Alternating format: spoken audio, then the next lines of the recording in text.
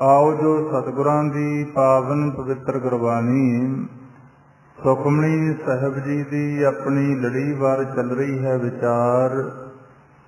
अज आपां सतवीं अष्टपदी दे दूसरे पदे की विचार करने का उद्यम उपराला कर रहे हैं, क्योंकि इस अष्टपदी के अंदर सतगुरु पातशाह गुरु अर्जन देव साहिब जी महाराज सानू जिथे उस अकाल पुरख वाहिगुरु निरंकार दा जो अपना सारियां दा मूल है ओदी वडियाई करन दा, ओदा सिमरन करन दा फल दस रहे हैं। नाल दी नाल दूसरे तरफ ते सानू जो परमात्मा दे प्यारे साधु जन जिन्हां ने अपने मन नू उस अकाल पुरख वाहिगुरु की बंदगी करके उहदे नाल अभेद कीता होया ते उन्हां दी वडियाई भी नाल दी नाल आपां नूं समझा रहे हैं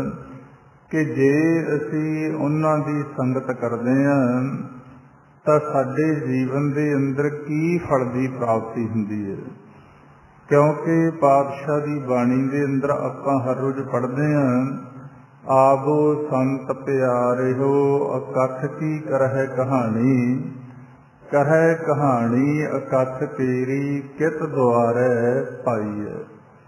कि संत जनों तुहाडी ये ड्यूटी है, उस मालिक जो कथन तो रहत प्रभु है जिहदा अंत नहीं पाया जा सकता, उस दी कहानी संसार नूं सुणाओ। वो रस्ता दिखाओ जिहदे नाल जीव अपने जीवन दे अंदर आके इस संसार दे अंदर रहिंदा होया अपने उस मकसद नूं पूरा कर लवे जिहड़ा मानस जामे दे अंदर हरेक नूं जरूरी है। जिहदी बारों आपां हर रोज़ पढ़दे हां, भई प्रापत मानुख दे हुरिया गोबिंद मिलन की ये तेरी बरी है। हुण इस मंजिल की प्राप्ति वास्ते सानू लोड़ पैंदी आ अच्छे टीचर की, जिन्हों आपां संत साधु भगत गुरमुख बड़े नाम दिते गए आ गुरबाणी के अंदर। हुण जदों ऐसे गुरमुखां की आपां संगत करदे हां तां सानू की वस्तु की प्राप्ति हुंदी आ। पातशाह अज दे इस पदे दे अंदर आपां नूं समझा रहे हैं, साध कै संग अगोचर मिलै, साध कै संग सदा प्रफुल्लै। कि जो साडा मालिक है अगोचर अगम अगाध पार ब्रह्म सोए, जो जो कहे सो मुक्ता होए। जिहदा जाप करन दे नाल, जिहदी वडियाई करन दे नाल सानू मुक्ति दा पदार्थ प्राप्त होना, फिर साधु जनां की संगत करके सानू भेद आउंदा कि जो परमात्मा अगोचर है साडियां इन्हां ज्ञान और कर्म इंद्रियां तो परे दी गल है। जदों साधु जनां की संगत आपां करदे वो फिर सानू समझाउंदे कि भाई तुसी अपने मन नूं अपनी सुरती नूं परमात्मा की बंदगी करके गुरमंत्र का अभ्यास कर करके अपनी सुरती नूं इस जगह लेके जाओ जिथे तुहाडा ध्यान इस शरीर दे नालों वख हो जाए, जिथे तुहाडा ध्यान एक कर्म और ज्ञान इंद्रियां तो पिछे हट के जिन्हों गुरबाणी के अंदर सुनदी अवस्था कहा गया, हुर अवस्था का नाम दिता गया। जदों असी उन्हां तो सिक्ख्या लेके मेहनत करते हैं, मेहनत सानू करवाउंदे, फिर साडा अपने मालिक दे नाल संजोग होवेगा नहीं होवेगा नहीं, क्योंकि वो साडियां ज्ञान ते कर्म इंद्रियां तो परे दी गल है। पर साधु जनां दी संगत करके पातशाह समझा रहे हैं, साध कै संग अगोचर मिलै, साध कै संग सदा पर फुल्लै। फिर जेड़े इंसान नूं इस गल दा भेद आ गया ਜਿਹੜਾ ਪਾਤਸ਼ਾਹ ਆਪਾਂ ਨੂੰ ਸਮਝਾ ਰਹੇ ਆ ਗੁਰਬਾਣੀ ਦੇ ਅੰਦਰ ਵਾਰ-ਵਾਰ, ਜਿਹੜਾ ਦੁਨੀਆ ਦਾ ਸਾਰਿਆਂ ਤੋਂ ਮਹਿੰਗਾ ਸੌਦਾ ਵੀ ਆ ਤੇ ਸਾਰਿਆਂ ਤੋਂ ਸਸਤਾ ਵੀ ਆ। ਮਹਿੰਗਾ ਤਾਂ ਇਸ ਕਰਕੇ ਕਿ ਹਰੇਕ ਜੀਵ ਦੇ ਇਹ ਭਾਗਾਂ 'ਚ ਗੱਲ ਆਉਂਦੀ ਨਹੀਂ। ਸਾਰੀ ਜ਼ਿੰਦਗੀ ਜਿੰਨੀ ਪ੍ਰਭੂ ਨੇ ਉਮਰ ਆਪਾਂ ਨੂੰ ਬਖਸ਼ਿਸ਼ ਕੀਤੀ ਆ, ਜਿੰਨੇ ਸਵਾਸ ਆਪਾਂ ਨੂੰ ਬਖਸ਼ਿਸ਼ ਕੀਤੇ ਆ, ਉਹ ਅਸੀਂ ਸਿਰਫ ਸੰਸਾਰ ਦੇ ਨਾਲ ਜੁੜ ਕੇ ਆਪਣੀ ਪੂੰਜੀ ਨੂੰ ਖਤਮ ਕਰ ਜਾਂਦੇ ਆ। ਫਿਰ ਕੋਟਨ ਮੈਂ ਨਾਨਕ ਕੋ ਨਾਰਾਇਣ ਜਿਹੇ ਚੀਤ। ਪਾਤਸ਼ਾਹ ਕਹਿੰਦੇ ਕਰੋੜਾਂ ਦੇ ਅੰਦਰੋਂ ਕੋਈ ਜੀਵ ਨੇ ਜਿਨ੍ਹਾਂ ਨੂੰ ਫਿਰ ਆਪਣਾ ਚਿੱਤ ਜੋੜਨਾ ਆਉਂਦਾ ਨਾਰਾਇਣ ਦੇ ਨਾਲ, ਪਰਮਾਤਮਾ ਦੇ ਨਾਲ ਧਿਆਨ ਜਿਨ੍ਹਾਂ ਦਾ ਜੁੜਦਾ, ਤੇ ਉਹ ਫਿਰ ਸੌਦਾ ਪਾਤਸ਼ਾਹ ਕਹਿੰਦੇ ਬਹੁਤ ਮਹਿੰਗਾ, ਹਰੇਕ ਜੀਵ ਖਰੀਦ ਨਹੀਂ ਸਕਦਾ। ਦੂਸਰੇ ਪਾਸੇ ਸਸਤਾ ਇਸ ਕਰਕੇ ਕਹਿਤਾ ਕਿ ਇਹਦੇ ਤੇ ਦੁਨੀਆ ਦੇ ਕੋਈ ਪੈਸਾ ਨਹੀਂ ਲੱਗਦਾ। ਹੁਣ ਆਪਾਂ ਭਗਤੀ ਕਰਨੀ ਆ, ਬੰਦਗੀ ਕਰਨੀ ਆ, ਪ੍ਰਭੂ ਦਾ ਨਾਮ ਜਪਣਾ।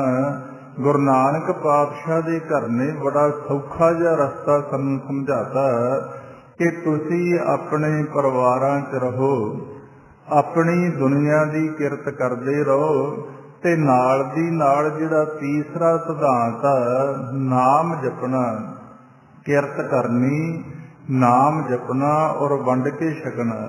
ਅਸੀਂ ਕਿਰਤ ਵੀ ਕਰਦੇ ਹਾਂ, ਵੰਡ ਕੇ ਵੀ ਛਕਦੇ ਹਾਂ, ਪਰ ਜੋ ਜ਼ਰੂਰੀ ਕਰਮ ਉਹ ਤੋਂ ਸੰਗਤ ਤੋਂ ਬਗੈਰ ਅਸੀਂ ਕੰਨੀ ਕਤਰਾ ਜਾਂਦੇ ਹਾਂ। ਕਈ ਵਾਰ ਆਪਦੇ ਜੀਵਨ ਦੇ ਅੰਦਰ ਝਾਤੀ ਮਾਰ ਕੇ ਵੇਖੀਏ ਕਿ ਹਰ ਰੋਜ਼ ਸਾਡਾ 24,000 ਕੀਮਤੀ ਸਵਾਸ ਚਲਿਆ ਜਾਂਦਾ। ਵਿਦਵਾਨਾਂ ਦੇ ਅਨੁਸਾਰ ਗਿਣਤੀ 24,000 ਮੰਨੀ ਜਾਂਦੀ ਹੈ। ਇਹ 24,000 ਸਵਾਸ ਦੇ ਵਿੱਚੋਂ ਅਸੀਂ ਹਰ ਰੋਜ਼ ਕਿੰਨੇ ਕੁ ਸਵਾਸ ਉਸ ਆਪਣੇ ਮਾਲਿਕ ਪ੍ਰਭੂ ਦੀ ਜ਼ਾਤ ਦੇ ਅੰਦਰ ਬਤੀਤ ਕਰਦੇ ਹਾਂ, ਤੇ ਕਿੰਨਾ ਸਮਾਂ ਅਸੀਂ ਆ ਸੰਸਾਰ ਦੇ ਨਾਲ ਜੁੜ ਕੇ ਬਤੀਤ ਕਰਦੇ ਹਾਂ। ਤੇ ਸਤਿਗੁਰੂ ਪਾਤਸ਼ਾਹ ਗੁਰਬਾਣੀ ਅੰਦਰ ਆਪਾਂ ਨੂੰ ਫਿਰ ਸਾਵਧਾਨ ਕਰਦੇ ਆ ਕਿ ਸਤ ਸੰਗਤ ਕੈਸੀ ਜਾਣੀਐ ਜਿੱਥੇ ਇੱਕੋ ਨਾਮ ਵਖਾਣੀਐ। ਕਿ ਸਤ ਸੰਗਤ ਭਾਈ ਉਹ ਜਿੱਥੇ ਕੇਵਲ ਪ੍ਰਮਾਤਮਾ ਤੇ ਉਹਦੇ ਨਾਮ ਦੀ ਵਡਿਆਈ ਹੁੰਦੀ ਹੋਵੇ, ਜਾਂ ਫਿਰ ਤਿਤ ਜਾਏ ਬਹੁ ਸਤ ਸੰਗਤੀ ਜਿੱਥੇ ਹਰ ਕਾ ਹਰ ਨਾਮ ਬਲੋਈਐ। ਜਿੱਥੇ ਪ੍ਰਮਾਤਮਾ ਦਾ ਨਾਮ ਜਪਿਆ ਜਾਂਦਾ, ਕਹਿੰਦੇ ਉੱਥੇ ਜਾ ਕੇ ਬੈਠਿਆ ਕਰੋ।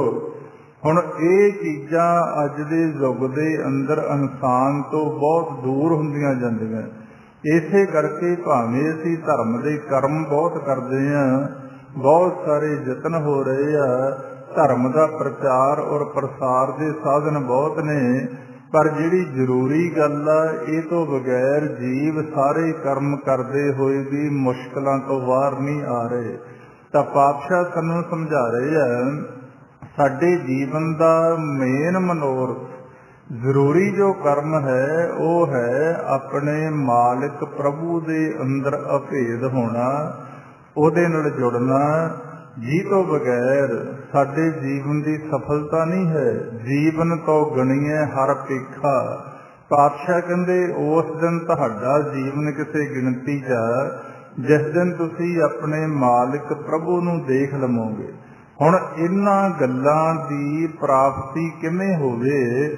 ਅੱਛੇ ਟੀਚਰ ਦੀ ਲੋੜ ਆ, ਸੰਤ ਦੀ ਲੋੜ ਆ, ਸਾਧੂ ਦੀ ਲੋੜ ਆ, ਗੁਰਮੁਖ ਦੀ ਲੋੜ ਆ, ਜਿਹੜਾ ਆਪ ਇਸ ਅਵਸਥਾ 'ਚ ਪਹੁੰਚਿਆ ਹੋਵੇ, ਜਿਹੜਾ ਆਪ ਹੀ ਨਹੀਂ ਕੁਝ ਕਰ ਰਿਹਾ ਜਾਂ ਜਿਹਨੂੰ ਗਿਆਨ ਹੀ ਨਹੀਂ ਹੈ, ਤੇ ਉਹ ਫਿਰ ਕਾਚੇ ਗੁਰ ਤੇ ਮੁਕਤ ਨਾ ਹੁਆ।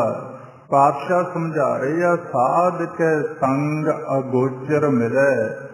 ਸਾਧੂ ਜਨਾਂ ਦੀ ਸੰਗਤ ਕਰਕੇ ਜਦੋਂ ਅਸੀਂ ਉਹਨਾਂ ਦੇ ਬਚਨਾਂ ਤੇ ਪਹਿਰਾ ਦੇ ਕੇ ਪ੍ਰਭੂ ਦੀ ਜੋ ਸੇਵਾ ਕਰਦੇ ਹਾਂ, ਸੰਤ ਕੀ ਸੇਵਾ ਨਾਮ ਧਿਆਈਐ।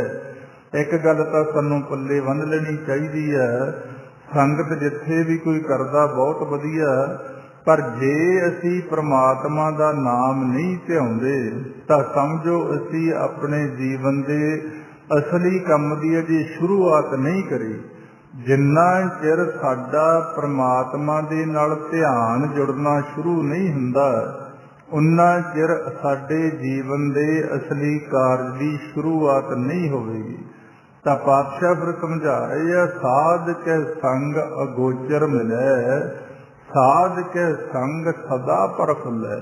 ਜਦੋਂ ਫਿਰ ਉਹਨਾਂ ਦੀ ਸੰਗਤ ਕਰਕੇ ਸਾਡੇ ਮਨ ਦੇ ਅੰਦਰ ਪਿਆਸ ਪੈਦਾ ਹੋ ਜਾਂਦੀ ਹੈ, ਤੜਫ ਪੈਦਾ ਹੋ ਜਾਂਦੀ ਹੈ, ਹੌਲੀ ਹੌਲੀ ਪ੍ਰਮਾਤਮਾ ਸਾਡੇ ਤੇ ਫਿਰ ਨਜ਼ਰ ਕਰਦੇ, ਆਪ ਦਾ ਦੀਦਾਰ ਸਾਨੂੰ ਬਖਸ਼ਦੇ, ਆਪ ਦੀ ਨਜ਼ਰ ਸਾਡੇ ਤੇ ਕਰਦੇ।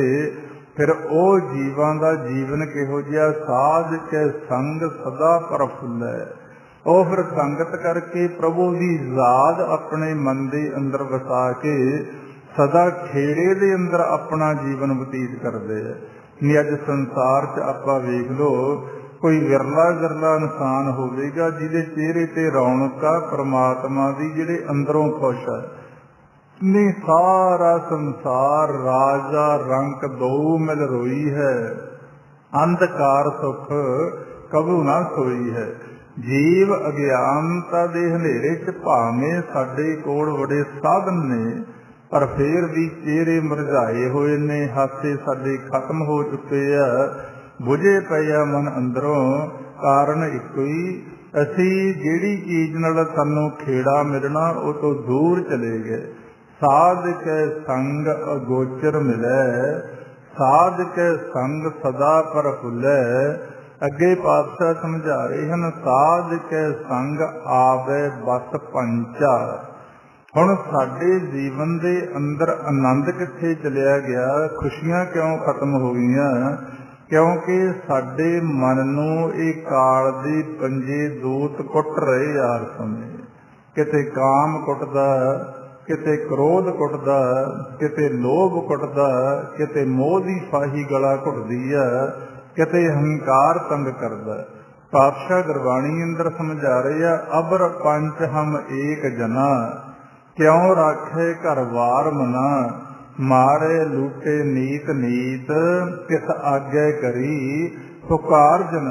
ਪਾਤਸ਼ਾਹ ਗੁਰਬਾਣੀ ਸਮਝਾਉਂਦੇ ਕਿ ਅਸੀਂ ਇਕੱਲੇ ਆ, ਇਹ ਪੰਜ ਆ, ਅਬਰ ਪੰਚ ਹਮ ਏਕ ਜਨਾ, ਕਿਉਂ ਰਾਖੇ ਘਰ ਵਾਰ ਮਨਾ, ਮਾਰ ਹੈ ਲੁੱਟ ਹੈ ਨੀਤ ਨੀਤ, ਕਿਸ ਆਗੇ ਕਰੀ ਪੁਕਾਰ ਜਨਾ। ਕੇ ਸਾਨੂੰ ਰੋਜ਼ ਕੁੱਟਦੇ ਆ, ਰੋਜ਼ ਲੁੱਟਦੇ ਆ, ਕਿਹਦੇ ਅੱਗੇ ਅਸੀਂ ਪੁਕਾਰ ਕਰੀਏ?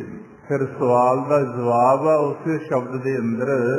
ਪਾਤਸ਼ਾਹ ਕਹਿੰਦੇ, ਸ੍ਰੀ ਰਾਮ ਨਾਮਾ ਉਚਰ ਮਨਾ, ਆਗੇ ਜਮਦਲ ਬਿਖਮ ਘਨਾ। ਕਿ ਭਾਈ ਜੇ ਛੁਟਕਾਰਾ ਚਾਹੁੰਦਾ, ਉਹ ਸਰਮਈਏ ਪ੍ਰਮਾਤਮਾ ਦਾ ਨਾਮ ਜਪਿਆ ਕਰ। ਅੱਗੇ ਜਿਹੜਾ ਜਮਾਂ ਦਾ ਮਾਰਗ ਹੈ ਇਹ ਤੋਂ ਵੀ ਮੁਸ਼ਕਲ ਆ, ਆਗੇ ਜਮਦਲ ਬਿਖਮ ਘਣਾ। ਤਾਂ ਪਾਤਸ਼ਾਹ ਫਿਰ ਇੱਥੇ ਸਮਝਾ ਰਹੇ ਆ, ਜਦੋਂ ਅਸੀਂ ਮਿਹਨਤ ਕਰਦੇ ਹਾਂ ਪ੍ਰਮਾਤਮਾ ਕਰਵਾਉਂਦਾ, ਇਹ ਜਿਹੜੇ ਪੰਜੇ ਦੂਤ ਆ ਸਾਡੇ ਵਸ ਦੇ ਅੰਦਰ ਆਏ। ਸਾਧ ਕੇ ਸੰਗ ਆਵੇ ਬਸ ਪੰਚਾ। ਜਦੋਂ ਇਹ ਪੰਜਾਂ ਦੇ ਉੱਪਰ ਫਤਿਹ ਪਈ, ਫਿਰ ਨਿਸ਼ਾਨੀ ਕੀ ਆ? ਸਾਧ ਸੰਗ ਅੰਮ੍ਰਿਤ ਰਸ ਪੁੰਚਾ। ਕਿਉਂਕਿ ਸਾਡੇ ਅੰਦਰ ਪਾਤਸ਼ਾਹ ਗੁਰਬਾਣੀ ਚ ਸਮਝਾ ਰਹੇ ਆ, ਸਾਡੇ ਮਨ ਦੀ ਖੁਰਾਕ ਅੰਮ੍ਰਿਤ ਦਾ ਇੱਕ ਖੂਹ ਭਰ ਕੇ ਰੱਖਿਆ ਹੋਇਆ। ਅੰਤਰ ਖੂੰਟਾ ਅੰਮ੍ਰਿਤ ਭਰਿਆ, ਸ਼ਬਦੇ ਕਾਢ ਪੀਏ ਪਨਹਾਰੀ। ਜਿਹੜੀ ਸਾਡੇ ਮਨ ਦੀ ਖੁਰਾਕ ਆ, ਨਾਮ ਰਸ ਕਹਿਤਾ, ਅੰਮ੍ਰਿਤ ਰਸ ਕਹਿਤਾ, ਬ੍ਰਹਮ ਰਸ ਕਹਿਤਾ, ਉਹ ਸਾਡੇ ਸਾਰਿਆਂ ਦੇ ਅੰਦਰ ਇੱਕ ਖੂਹ ਭਰ ਕੇ ਰੱਖਿਆ ਹੋਇਆ। ਪਰ ਸਾਡੇ ਮਨ ਤੱਕ ਪਹੁੰਚਦੀ ਕਿਉਂ ਨਹੀਂ ਖੁਰਾਕ? ਉਹ ਰਸਤੇ ਦੇ ਅੰਦਰ ਕੌਣ ਨੇ ਜਿਹੜੇ ਸਾਡੀ ਇਹ ਖੁਰਾਕ ਲੁੱਟ ਰਹੇ ਆ? ਉਹ ਹੁਣ ਗੁਰਬਾਣੀ ਗੁਰੂ ਤੋਂ ਬਗੈਰ ਤੇ ਸੰਗਤ ਤੋਂ ਬਗੈਰ ਭੇਦ ਨਹੀਂ ਆਉਂਦਾ ਜੀਵ ਨੂੰ। ਪਾਤਸ਼ਾਹ ਸਮਝਾ ਰਹੇ ਹਨ, ਇਸ ਦੇਹੀ ਅੰਦਰ ਪੰਜ ਚੋਰ ਵਸੈ, ਕਾਮ ਕ੍ਰੋਧ ਲੋਭ ਮੋਹ ਅਹੰਕਾਰਾ। ਕਰਦੇ ਕੀ ਆ? ਅੰਮ੍ਰਿਤ ਲੁੱਟ ਹੈ, ਮਨਮੁਖ ਨਹੀਂ ਬੁੱਝੈ, ਕੋਈ ਨਾ ਸੁਣੈ ਪੁਕਾਰਾ। ਉਹ ਸਾਡੇ ਮਨ ਦੀ ਖੁਰਾਕ ਲੁੱਟ ਰਹੇ ਆ। ਹੁਣ ਜਦੋਂ ਅਸੀਂ ਸਾਧੂ ਜਨਾਂ ਦੀ ਸੰਗਤ ਕਰਕੇ ਪ੍ਰਮਾਤਮਾ ਦੀ ਬੰਦਗੀ ਕਰਦੇ ਆ, ਹੌਲੀ ਹੌਲੀ ਇਹ ਪੰਜੇ ਸਾਡੇ ਵਸ 'ਚ ਆਉਣੇ ਸ਼ੁਰੂ ਹੋ ਜਾਂਦੇ ਆ। ਜਿਉਂ ਹੀ ਇਹਨਾਂ ਨੂੰ ਇਨਸਾਨ ਵਸ ਦੇ ਅੰਦਰ ਕਰਦਾ, ਫਿਰ ਨਿਸ਼ਾਨੀ ਦੱਸੀ ਗਈ ਆ, ਸਾਧ ਸੰਗ ਅੰਮ੍ਰਿਤ ਰਸ ਭੁੰਚਾ। ਉਹ ਮਾਲਿਕ ਦਾ ਜੋ ਨਾਮ ਦਾ ਰਸ ਹੈ, ਅੰਮ੍ਰਿਤ ਹੈ, ਉਹਨੂੰ ਜੀਵ ਚਖਣਾ ਸ਼ੁਰੂ ਕਰ ਦਿੰਦਾ, ਉਹਦਾ ਸਵਾਦ ਲੈਣਾ ਸ਼ੁਰੂ ਕਰ ਦਿੰਦਾ।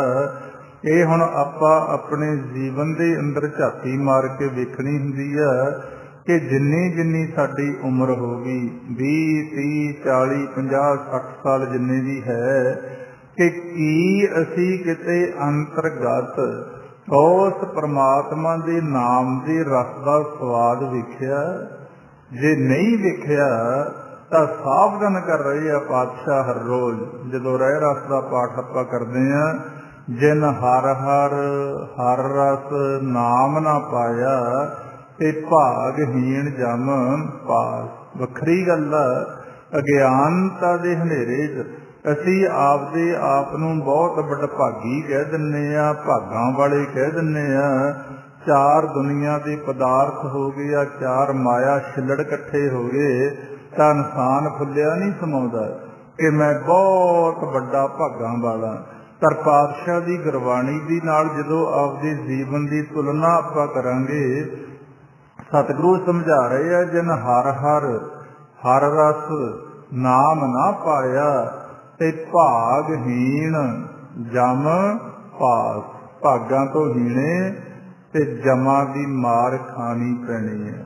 ਹੁਣ ਸਤਿਗੁਰੂ ਪਾਤਸ਼ਾਹ ਗੁਰੂ ਅਰਜਨ ਦੇਵ ਸਾਹਿਬ ਮਹਾਰਾਜ ਇੱਥੇ ਸਮਝਾ ਰਹੇ ਆ, ਸਾਧ ਸੰਗ ਆਵੇ ਬਸ ਪੰਚਾ, ਸਾਧ ਸੰਗ ਅੰਮ੍ਰਿਤ ਰਸ ਭੁੰਚਾ। ਜਦੋਂ ਸਾਡੇ ਜੀਵਨ ਦਾ ਥੋੜਾ ਜਿਹਾ ਰਸਤਾ ਵੀ ਸ਼ੁਰੂ ਹੋਇਆ, ਉਦੋਂ ਨਿਸ਼ਾਨੀ ਆ ਸਾਡੀ ਰਸਨਾ ਦੇ ਉੱਪਰ ਨਾਮ ਦਾ ਰਸ ਆਉਣਾ ਸ਼ੁਰੂ ਹੋ ਜਾਏਗਾ। ਉਹਦੇ ਅਸੀਂ ਸਮਝ ਲਾਂਗੇ ਕਿ ਸਾਨੂੰ ਪਰਮਾਤਮਾ ਨੇ ਅਪਣਾ ਲਿਆ। ਉਦਾਹਰਨ ਦੇ ਤੌਰ ਤੇ ਜਦੋਂ ਆਪਾਂ ਸੰਸਾਰੀ ਕਰਮ ਕਰਦੇ ਹਾਂ, ਕਿਸੇ ਨੇ ਲੜਕੀ ਵਾਸਤੇ ਲੜਕਾ ਵੇਖਣਾ, ਲੜਕੇ ਵਾਸਤੇ ਲੜਕੀ ਵੇਖਣੀ ਆ, ਸ਼ਾਦੀ ਕਰਨੀ ਹੁੰਦੀ, ਜਦੋਂ ਸਾਡੇ ਪਸੰਦ ਆ ਜਾਂਦਾ ਅਸੀਂ ਥੋੜਾ ਜਿਹਾ ਮਿੱਠਾ ਲਾ ਦਿੰਦੇ ਆ ਮੂੰਹ ਨੂੰ ਕਿ ਅੱਜ ਤੋਂ ਭਾਈ ਇਹ ਲੜਕੀ ਸਾਡੀ ਹੋ ਗਈ ਜਾਂ ਲੜਕਾ ਸਾਡਾ ਹੋ ਗਿਆ। ਇਸੇ ਤਰ੍ਹਾਂ ਜਦੋਂ ਅਸੀਂ ਮਾਲਕ ਦੇ ਦਰ ਤੇ ਥੋੜੇ ਜਿਹੇ ਪ੍ਰਵਾਨ ਹੋਏ, ਪਹਿਲਾ ਕਦਮ ਰੱਖਿਆ, ਉਹ ਸਾਨੂੰ ਸਾਰਿਆਂ ਤੋਂ ਪਹਿਲਾਂ ਅੰਦਰੋਂ ਨਾਮ ਦਾ ਰਸ ਦਿੰਦਾ, ਜਿਹਦੇ ਆਉਣ ਦੇ ਨਾਲ ਸਾਡਾ ਇਹ ਗੁਰਬਾਣੀ ਦੁਆਰਾ ਭੇਦ ਆ ਜਾਂਦਾ ਕਿ ਅਸੀਂ ਪਹਿਲੀ ਮੰਜ਼ਿਲ ਦੇ ਉੱਪਰ ਪੈਰ ਰੱਖ ਲਿਆ। ਜਿਹੜੇ ਇਨਸਾਨ ਨੂੰ ਇਹ ਨਾਮ ਦਾ ਰਸ ਨਹੀਂ ਆਇਆ, ਉਹ ਮਤ ਸਮਝੇ ਕਿ ਮੈਂ ਅਜੇ ਪ੍ਰਮਾਤਮਾ ਦੇ ਦਰ ਤੇ ਪ੍ਰਵਾਨ ਹੋ ਗਿਆ। ਵੱਖਰੀ ਗੱਲ ਆ, ਅਸੀਂ ਆਪਦੀ ਮਤ ਦੁਆਰਾ ਪ੍ਰਵਾਨ ਹੋ ਜਾਂਦੇ ਹਾਂ। ਤੇ ਜਦੋਂ ਫਿਰ ਇਹ ਅਵਸਥਾ ਸਾਡੀ ਬਣਦੀ, ਸਹਿਜ ਆਨੰਦ ਹੋਆ ਵਡਭਾਗੀ, ਮਨ ਹਰ ਹਰ ਮੀਠਾ ਲਾਇਆ, ਜਨ ਕਹੇ ਨਾਨਕ ਲਾਭ ਪਹਿਲੀ ਆਰੰਭ ਕਾਜ ਰਚਾਇਆ। ਉਦੋਂ ਸਾਡੇ ਜੀਵਨ ਦਾ ਕਾਰਜ ਸ਼ੁਰੂ ਹੁੰਦਾ। ਤੇ ਸਤਿਗੁਰੂ ਪਾਤਸ਼ਾਹ ਸਮਝਾ ਰਹੇ ਆ, ਹੁੰਦਾ ਕਾਹਦੇ ਨਾਲ? ਅਦਿਸ਼ਟ ਅਗੋਚਰ ਪਾਰ ਬ੍ਰਹਮ ਮਿਲ ਸਾਧੂ ਅਕਥ ਕਥਾਇਆ ਥਾ, ਅਨਹਦ ਸ਼ਬਦ ਦਸਮ ਦਵਾਰ ਵਾਜਿਓ ਤੇ ਅੰਮ੍ਰਿਤ ਨਾਮ ਚੁਆਇਆ ਥਾ। ਜਦੋਂ ਸਾਧੂ ਜਨਾਂ ਦੀ ਸੰਗਤ ਕਰਕੇ ਉਸ ਅਦ੍ਰਿਸ਼ਟ ਅਗੋਚਰ ਪਾਰ ਬ੍ਰਹਮ ਮਿਲ ਸਾਧੂ ਅਕਥ ਕਥਾਇਆ ਥਾ, ਸਾਧੂ ਜਨਾਂ ਨੇ ਉਸ ਅਕਥ ਪਰਮਾਤਮਾ ਨੂੰ ਗਾਉਣਾ ਸਿਖਾਇਆ, ਉਹਦੀ ਵਡਿਆਈ ਕਰਨੀ, ਉਹਦਾ ਸਿਮਰਨ ਕਰਨਾ ਸਿਖਾਇਆ। ਤਾਂ ਪਾਤਸ਼ਾਹ ਕਹਿੰਦੇ ਕੀ ਹੋਇਆ? ਅੰਮ੍ਰਿਤ ਰਸ ਅਗਦਿਸ਼ਟ ਅਗੋਚਰ ਪਾਰ ਬ੍ਰਹਮ ਮਿਲ ਸਾਧੂ ਅਕਥ ਕਥਾਇਆ ਥਾ। ਤੇ ਉਦੋਂ ਬਾਅਦ ਫਿਰ ਸਾਡੇ ਅੰਦਰੋਂ ਮਾਲਕ ਸਾਡੇ ਤੇ ਕਿਰਪਾ ਕਰਦਾ, ਉਸ ਖੂਹ ਦੇ ਵਿੱਚੋਂ ਸਾਨੂੰ ਅੰਮ੍ਰਿਤ ਦੀ ਬੂੰਦ ਦਿੰਦਾ। ਤੇ ਇਸ ਕਰਕੇ ਗੁਰਮੁਖੋ ਸਾਨੂੰ ਵਾਰ-ਵਾਰ ਪਾਤਸ਼ਾਹ ਦੀ ਬਾਣੀ 'ਚ ਪ੍ਰਮਾਤਮਾ ਦਾ ਸਿਮਰਨ ਕਰਨ ਦਾ, ਗੁਰ ਮੰਤਰ ਦ੍ਰਿੜਾਏ, ਹਰ ਰਸ ਰਸਾਏ, ਹਰ ਅੰਮ੍ਰਿਤ ਹਰ ਮੁਖ ਸੋਈ ਜੀਓ। ਅਦਿਸ਼ਟ ਅਗੋਚਰ ਪਾਰ ਬ੍ਰਹਮ ਮਿਲ ਸਾਧੂ ਅਕਥ ਕਥਾਇਆ ਥਾ, ਅਨਹਦ ਸ਼ਬਦ ਦਸਮ ਦੁਆਰ ਵਾਜਿਓ ਤੇ ਅੰਮ੍ਰਿਤ ਨਾਮ ਚੁਆਇਆ ਥਾ। ਸਾਡੇ ਅੰਦਰ ਇੱਕ ਰਸ, ਉਹ ਮਾਲਕ ਦੀ ਆਵਾਜ਼ ਚੱਲਣੀ ਸ਼ੁਰੂ ਹੋ ਜਾਂਦੀ ਹੈ। ਜਿਹਨੂੰ ਅਕਾਲ ਪੁਰਖ ਦੇ ਚਰਨ ਕਹਿੰਦੇ ਨੇ, ਉਹਦੇ ਚੋਂ ਫਿਰ ਚਰਨਾਮਤ ਪਰਮਾਤਮਾ ਦੇ ਚਰਨਾਂ ਚੋਂ ਰਸ ਚੋਂਦਾ। ਜਿਹਨੂੰ ਅੰਮ੍ਰਿਤ ਰਸ ਦਾ ਨਾਂ ਦਿੱਤਾ ਗਿਆ, ਬ੍ਰਹਮ ਰਸ ਦਾ ਨਾਂ ਦਿੱਤਾ ਗਿਆ। ਪਰ ਕਾਹਦੇ ਨਾਲ ਮਿਲਿਆ? ਸਾਧ ਸੰਗ ਆਵੇ ਬਸ ਪੰਚਾ, ਸਾਧ ਸੰਗ ਅੰਮ੍ਰਿਤ ਰਸ ਪੁੰਚਾ, ਸਾਧ ਸੰਗ ਹੋਈ ਸਭ ਕੀ ਰੇਨ। ਜਿਹੜੇ ਫਿਰ ਸਾਧੂਆਂ ਦੀ ਸੰਗਤ ਕਰਨ ਵਾਲੇ ਜੀਵ ਆ, ਉਹ ਨਿਮਰਤਾ ਦੇ ਨਾਲ ਆਪਣਾ ਜੀਵਨ ਬਤੀਤ ਕਰਨਾ ਸ਼ੁਰੂ ਕਰਦੇ ਆ। ਉਹ ਦੁਨੀਆ ਦੇ ਆ ਲੜਾਈ ਝਗੜਿਆਂ ਤੋਂ ਥੋੜਾ ਜਿਹਾ ਬਖਰੇਵਾਂ ਕਰਕੇ ਚੱਲਦੇ ਆ। ਉਹ ਸਮਝ ਜਾਂਦੇ ਆ ਕਿ ਅਸੀਂ ਜੀਵਨ ਸਾਡਾ ਬੜਾ ਕੀਮਤੀ ਸਮਾਂ, ਅਸੀਂ ਥੋੜੀ ਥੋੜੀ ਨਿਮਰਤਾ ਦੇ ਨਾਲ ਜੇ ਆਪਣਾ ਜੀਵਨ ਬਤੀਤ ਕਰ ਲਾਂਗੇ, ਕਿਉਂ ਨਿਵੇ ਸੋ ਗੌਰਾ ਹੋਏ। ਬਾਹਰ ਆਪਾਂ ਦੇਖਦੇ ਹਾਂ, ਜਿਵੇਂ ਆਪਾਂ ਫਲਦਾਰ ਬੂਟੇ ਲਾਉਂਦੇ ਹਾਂ, ਜਿਹੜੇ ਬੂਟੇ ਨੂੰ ਬਹੁਤਾ ਫਲ ਲੱਗਦਾ, ਉਹ ਤਿਉਂ ਤਿਉਂ ਨੀਵਾਂ ਹੁੰਦਾ ਜਾਂਦਾ, ਝੁਕਦਾ ਜਾਂਦਾ। ਤੇ ਐਸਾ ਹੀ ਸਾਡੇ ਜੀਵਨ ਦਾ ਪ੍ਰਭਾਵ ਆ। ਜਿਹਦੇ ਤੇ ਪਾਤਸ਼ਾਹ ਨੇ ਕਿਰਪਾ ਕਰਤੀ, ਉਹ ਨਿਮਰਤਾ ਚਾਹੁੰਦੇ ਜਾਣਗੇ। ਨਹੀਂ ਫਿਰ ਐਸੇ ਵੀ ਇਨਸਾਨ ਬਿਨ ਗੁਣ ਗਰਭ ਕਰੰਤ, ਨਾਨਕ ਸੇ ਨਰ ਅਸਲ ਖਰ, ਜੋ ਬਿਨ ਗੁਣ ਗਰਭ ਕਰੰਤ। ਐਸੇ ਵੀ ਇਨਸਾਨ ਆ ਜਿਨ੍ਹਾਂ ਨੂੰ ਗਧੇ ਕਿਹਾ ਗਿਆ ਗੁਰਬਾਣੀ ਚ। ਨਾਨਕ ਸੇ ਨਰ ਅਸਲ ਖਰ, ਜੋ ਬਿਨ ਗੁਣ ਗਰਭ ਕਰੰਤ, ਗਰਭ ਕਰੰਤ। ਉਹਨਾਂ ਚ ਗੁਣ ਵੀ ਕੋਈ ਨਹੀਂ ਹੁੰਦਾ, ਪਰ ਹੰਕਾਰ ਇੰਨਾ ਜ਼ਿਆਦਾ ਆ ਕਿ ਸਾਡੀ ਕਢਿਆਈ ਦੁਨੀਆ ਖੜੀ ਆ, ਸਾਡੀ ਚਲਾਈ ਚੱਲਦੀ ਆ। ਤੇ ਦੂਸਰੇ ਪਾਸੇ ਗੁਰਮੁਖਾਂ ਦਾ ਪੱਖ ਕੀ ਦੱਸ ਰਹੇ ਆ? ਸਾਧ ਸੰਗ ਹੋਈ ਸਭ ਕੀ ਰੇਨ, ਸਾਧ ਕੇ ਸੰਗ ਮਨੋਹਰ ਬੈਨ। ਸਾਧੂ ਜਨਾਂ ਦੀ ਸੰਗਤ ਕਰਕੇ ਆ ਸਾਡੀ ਜਿਹੜੀ ਬਾਣੀ ਆ, ਜਿਹੜੀ ਭਾਸ਼ਾ, ਇਹ ਅੱਛੀ ਹੋਣੀ ਚਾਹੀਦੀ ਹੈ। ਕਿਉਂਕਿ ਜਿੰਨੇ ਦੁਨੀਆ ਦੇ ਕਲੇਸ਼ ਨੇ, ਜਿੰਨੇ ਦੁਨੀਆ ਦੇ ਝਗੜੇ ਨੇ, ਇਹ ਸਾਡੇ ਬੋਲਣ ਤੋਂ ਸ਼ੁਰੂ ਹੁੰਦੇ ਆ। ਕਿਉਂਕਿ ਕਾਲ ਨੇ ਅੱਗ ਵਾਲ ਕੇ ਰੱਖੀ ਹੋਈ ਆ ਸਾਡੇ ਮੁਖ ਦੇ ਅੰਦਰ। ਤ੍ਰਿਣਕੋ ਮੰਦਰ ਸਾਜ ਸਵਾਰਿਓ ਦੁਆਰੇ ਪਾਪ ਕਜ਼ਾਰੇ। ਕਿ ਆ ਸਾਡਾ ਕੱਖਾਂ ਕਾਨਿਆਂ ਦਾ ਇੱਕ ਘਰ ਬਣਾਇਆ ਹੋਇਆ ਜਿਹੜਾ ਸਰੀਰ ਆ ਸਾਡਾ ਜਿਹੜਾ ਮੁੱਖ ਆ, ਇਹ ਦਰਵਾਜ਼ਾ, ਇੱਥੇ ਅੱਗ ਵਾਲ ਕੇ ਰੱਖੀ ਹੋਈ ਹੈ। ਜਦੋਂ ਇਨਸਾਨ ਇੱਥੋਂ ਬੋਲਦਾ, ਅੰਦਰੋਂ ਅੱਗ ਪੈਦਾ ਕਰਦਾ, ਦੂਸਰੇ ਦੇ ਅੰਦਰ ਜਾਂਦੀ ਅੱਗ ਲੱਗਦੀ, ਜਿੱਥੋਂ ਆ ਸੰਸਾਰ ਦੀ ਸਾਰੇ ਝਗੜੇ ਕਲੇਸ਼ ਸ਼ੁਰੂ ਹੁੰਦੇ ਆ ਸਾਡੇ ਬੋਲਣ ਤੋਂ। ਇਸ ਕਰਕੇ ਪਾਤਸ਼ਾਹ ਆਪਾਂ ਨੂੰ ਸਮਝਾ ਰਹੇ ਆ, ਸਾਧੂ ਜਨਾਂ ਦੀ ਸੰਗਤ ਕਰਕੇ ਭੇਦ ਆ ਜਾਂਦਾ ਏ ਅੱਗ ਨੂੰ ਬੁਝਾਉਣ ਦਾ। ਕਿਉਂਕਿ ਪ੍ਰਤੱਖ ਅੱਗ ਮੱਚਦੀ ਹੋਵੇ ਤਾਂ ਅਸੀਂ ਫਟਾਫਟ ਬੁਝਾ ਦਿੰਦੇ ਹਾਂ। ਇਹ ਅੱਗ ਹੁਣ ਐਸੀ ਆ ਜਿਹੜੀ ਪ੍ਰਤੱਖ ਦ੍ਰਿਸ਼ਟਮਾਨ ਦੀਦੀ ਵੀ ਨਹੀਂ, ਤੇ ਇਹਨੂੰ ਬੁਝਾਉਣ ਦਾ ਯਤਨ ਵੀ ਕੋਈ ਸਾਧਨ ਵੀ ਨਹੀਂ। ਫਿਰ ਇੱਕੋ ਹੀ ਸਾਡੇ ਕੋਲੇ ਸਾਧਨ, ਜਦੋਂ ਅਸੀਂ ਪ੍ਰਮਾਤਮਾ ਦਾ ਠੰਡਕ ਦੇਣ ਵਾਲਾ ਨਾਮ ਇਸ ਰਸਨਾ ਦੇ ਨਾਲ ਜਪਣਾ ਸ਼ੁਰੂ ਕਰਦੇ ਹਾਂ, ਕਲ ਤਾਤੀ ਠੰਡਾ ਹਰ ਨਾਉ। ਤੇ ਜੇ ਸਾਡੇ ਕੋਲੇ ਅੱਗ ਬੁਝਾਉਣ ਵਾਲੀ ਪਦਾਰਥ ਹੀ ਨਹੀਂ ਹੈ, ਤਾਂ ਫਿਰ ਅੱਗ ਮੱਚ ਰਹੀ ਹੈ ਨਾ। ਇੱਕ ਪਰਿਵਾਰ ਤੋਂ ਲੈ ਕੇ ਵੇਖ ਲਓ, ਪਿੰਡਾਂ 'ਚ ਲੈ ਲਓ, ਸੰਸਥਾਵਾਂ ਲੈ ਲਓ, ਧਾਰਮਿਕ ਸਥਾਨ ਲੈ ਲਓ, ਕਿਵੇਂ ਅੱਗ ਮੱਚ ਰਹੀ ਹੈ।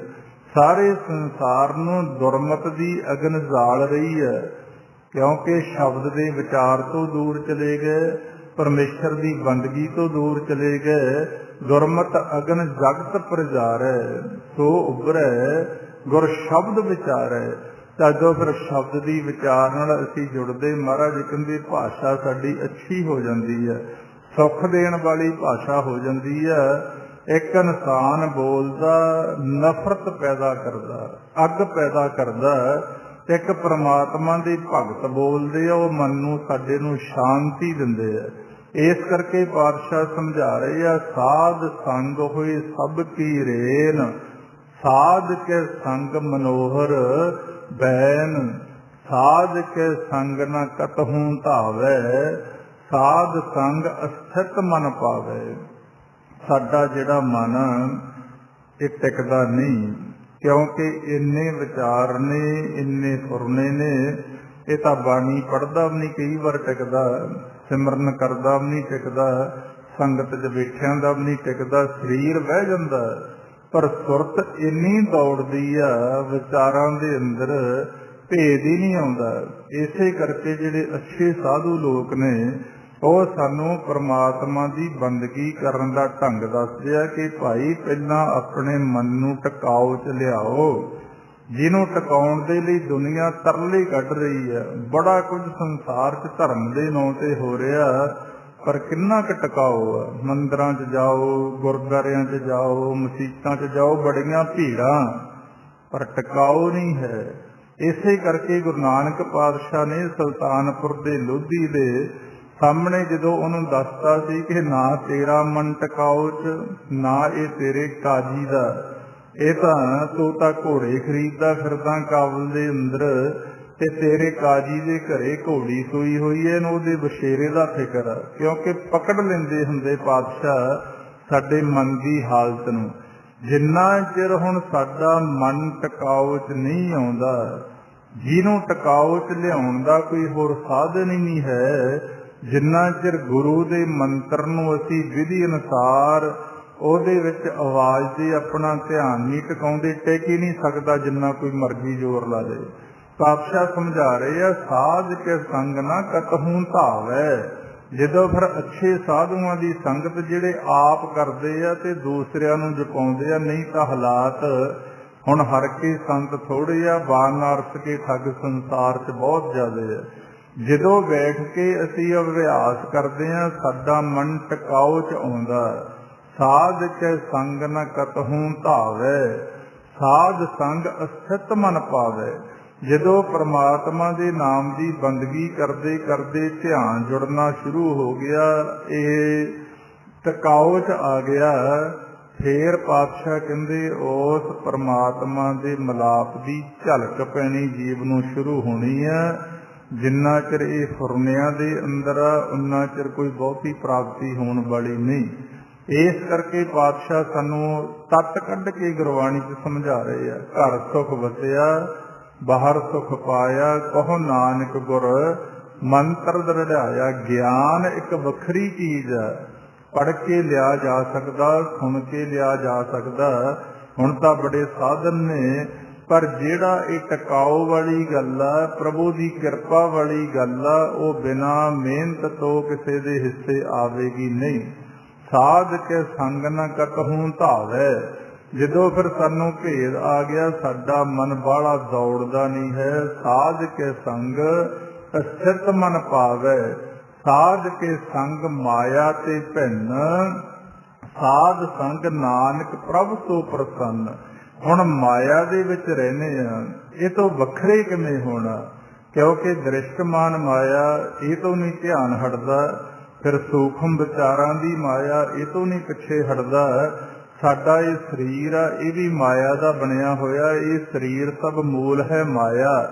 इहदे च रहिंदिआं फिर किवें अपने आप नूं वखरा करना। रोज़ आपां नितनेम दीआं बाणीआं च तीसरे पातशाह दे वचन पढ़दे आ, कहे नानक गुर प्रसादी, जिन्ना लिव लागी तिनी बिचे माया पाया। ਜਦੋਂ ਸਾਡੇ मन का ध्यान, साडी लिव प्रभु नाल जुड़नी शुरू हो गई, असीं ये माया तो वख हो के अपने मालिक दे नाल जुड़ जांगे। ते ये सानू करना पैना मेहनत, ते जिहदे बगैर साडा छुटकारा भी नहीं। पातशाह समझा रहे हैं, साध के संग माया से भिन्न, साध संग नानक प्रभ सो प्रसन्न। ਜਿਹੜੇ फिर ये माया तो पासे होना सीख गए, जिवें आपां सौ के पासे हो जाते हैं, सुत्तियां पिया नूं ना परिवार का ख्याल, ना सानू आपदे जमीनां जायदादां दा घर-बार का ख्याल, ना आपदे शरीर का ख्याल। ऐसा ही खेड फिर परमात्मा का सिमरन करन दे नाल सानू भेद आवेगा, साधुआं दा संगत करन दे नाल, कि किवें असीं अपने मन नूं माया तो भिन्न करके प्रभु दे नाल जुड़ के प्रसन्नता लेनी आ, खुशी लेनी आ, खेड़ा लेना। ਇਹ ਪਾਤਸ਼ਾਹ ਨੇ ਅੱਜ ਦੇ ਪਦੇ ਦੇ ਅੰਦਰ ਸਾਨੂੰ ਬੜਾ ਖੋਲ ਕੇ ਸਮਝਾਇਆ ਕਿ ਸਾਧੂ ਜਨਾਂ ਦੇ ਸੰਗਤ ਕਰਨ ਦੇ ਲਾਭ। ਇਹ ਸਾਰੇ ਪਦੇ ਦੇ ਅੰਦਰ ਪਾਤਸ਼ਾਹ ਸੰਗਤ ਦਾ ਲਾਭ ਵੀ ਸਾਨੂੰ ਦੱਸ ਰਹੇ ਆ। ਆਓ ਫਿਰ ਨਾਲ ਦੀ ਨਾਲ ਆਪਾਂ ਯਤਨ ਕਰੀਏ ਮਾਇਆ ਤੋਂ ਭਿੰਨ ਆਪਦੇ ਧਿਆਨ ਨੂੰ ਪ੍ਰਮਾਤਮਾ ਨਾਲ ਜੋੜਨ ਦਾ ਤਰੀਕਾ। ਨੇਤਰ ਬੰਦ ਕਰਕੇ ਸਾਸ ਗ੍ਰਾਸ ਵਿਧੀ ਦੁਆਰਾ ਗੁਰਮੰਤਰ ਦਾ ਅਭਿਆਸ। ਹਾਂਜੀ ਕਰੋ ਜੀ ਸ਼ੁਰੂ। ਵਾਹਿਗੁਰੂ ਵਾਹਿਗੁਰੂ ਵਾਹਿਗੁਰੂ ਵਾਹਿਗੁਰੂ ਵਾਹਿਗੁਰੂ ਵਾਹਿਗੁਰੂ ਵਾਹਿਗੁਰੂ